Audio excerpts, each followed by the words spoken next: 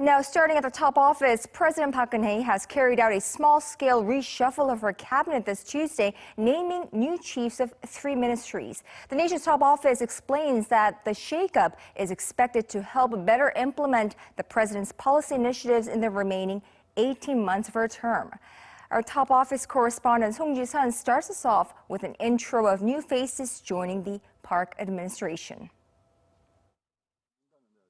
President Park is gearing up for another push to implement her policy initiatives. A day after her Liberation Day speech, the president announced a partial cabinet reshuffle aimed at advancing her creative economy and cultural prosperity drives. Cho Yoon-sun, President Park's former Secretary for Political Affairs and a former Gender Equality Minister, has been appointed to lead the Culture Ministry. I feel a tremendous sense of responsibility and duty to be appointed as the new culture minister when Korea is establishing itself as a global culture powerhouse. Through the flourishing of our culture, I'll do my best to help build a strong, beautiful, and culturally rich country where people can live happily and leisurely.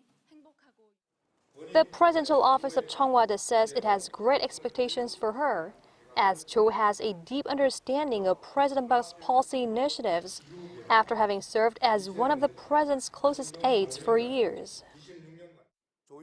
With her ample experience working for the government and at the National Assembly, we expect Cho will contribute to the advancement of cultural prosperity in the arts, content development, tourism, and sports. Kim Jae-soo, the current chief of the state-run Korea Agri-Fisheries and Food Trade Corporation, has been appointed the new agriculture minister.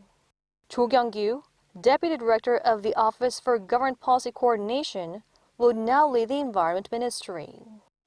The two positions were widely expected to have fresh appointments, as the ministers had been in their positions since President Park's inauguration, leaving Foreign Minister Yoon Byung-se as the only cabinet member to have maintained his post. The president also named new personnel at vice ministerial level.